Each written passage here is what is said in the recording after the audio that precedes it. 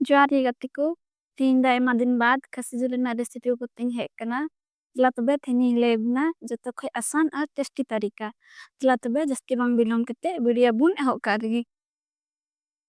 नोय पेनियल लड़िकन गया आधा किलो खसी जिलिंग हताव कदा मा जिल दो मज दाते बारपे दम गान अडी मस्ती अरु सफाव कदा आर इन बाद नोय पुनिया प्याज कटी कटी स्लाइस रिंग गे कदा आर होनोंडे नोय पेनियल लड़िकन गया मने गोटे बेरल मरीच अदरक आर लसुनिंग हताव कदा गैस हों जुल ठीक कदा आर लुइह हो मस्ते लोलोइना इतो दनवा सरसो तेलिंग दूला इने बाद सुनु मस्ते बुन लोलो चुया नितो नोय पेनियल लड़िकन गया सुनु बड़ी मस्ते लोलोइना दुआ कोडुम चबाइना आर सुनु मो अडी सफा नेलोकना नितो दनवा बरिया तेज पत्ता जीरा आर थोड़ा गान खड़ा गरम मसाला उनाइन डलावा इने बाद नोय गेट का इन प्याज ना हो साउतिगिन डलावा नितो दो मा प्याज पुनुमरे मुस्तिंग घंटा मिसला आर आराग ओदबी मुस्तिंग प्राया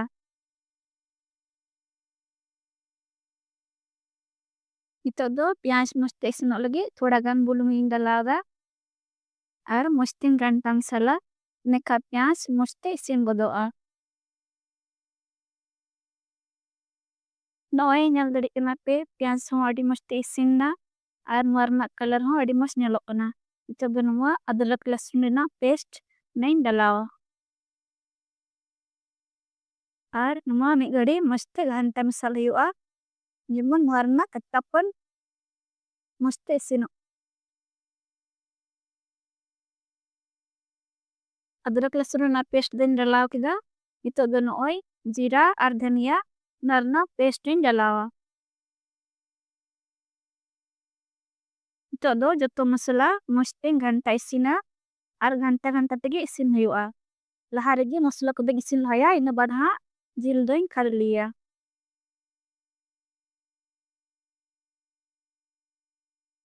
नितो दो नोय पेनियल दड़ी कना मसला आधा इसिन सुको कना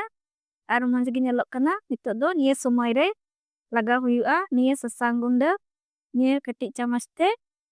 बी चम्मच आर आधा अनिये हो मस्ते घंटा मिसला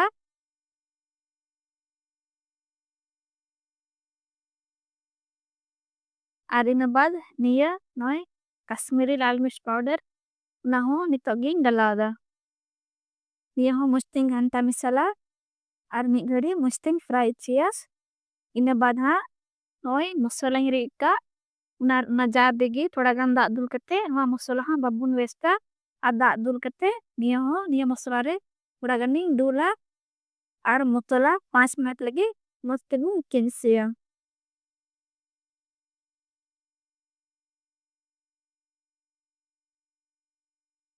नोय पेनियल लड़िकना मसला होड़ी मुख इसिन्ना आर अड़ी अड़िते सुनुमो बिगारना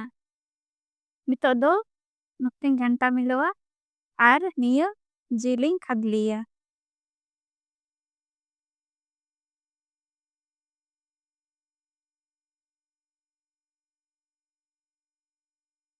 मितो दो नुमा मसला रे नुमा जील मस्ते घंटा मिलो हुआ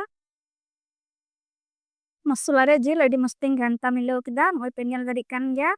अनितो दो जील 5 मिनट लगी मस्ते रूम चीज हुआ ना लगी दो नुआ आश दुबुं जीर का आर मस्ते बुं घंटा मिलो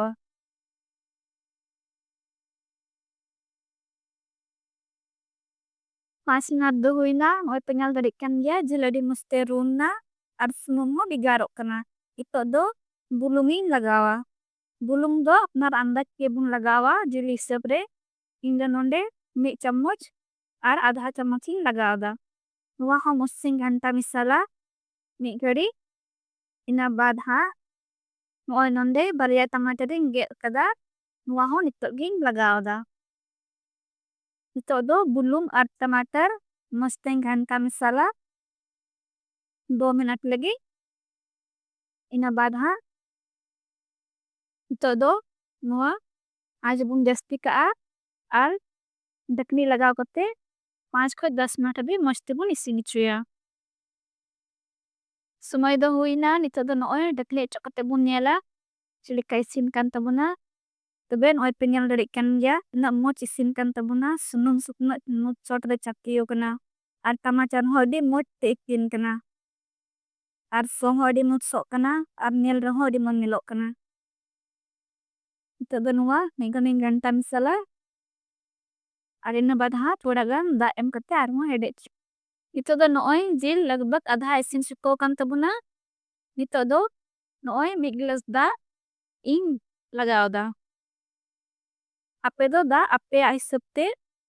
कम हो सिपे जस्ती दाड़िया को जस्ती रासी पे को जोखाई जस्ती जों दा डला तबुन पे रासी दाइन दुल ठीक किदा तो दनुआ डकनी लगाओ करते 10 मिनट लगी मस्त बुन हेडेचिया न बाद आंच दो मीडियम का आबुन डलातबे डकनी चोकते बुन नेला चिल का इसिनन kan तबुना तो गतिको नोय पिनल दड़िकन गया फाइनली उतु दो अडी मस्त इसिनन तबुना आर नेल हो अडी मस्त नेलोक कना आर नुआरना सो हो अडी मस्त सो रकाबोक कना डलातबे नतो दो लास्ट नुआ धनिया पत्ता बुन लगावा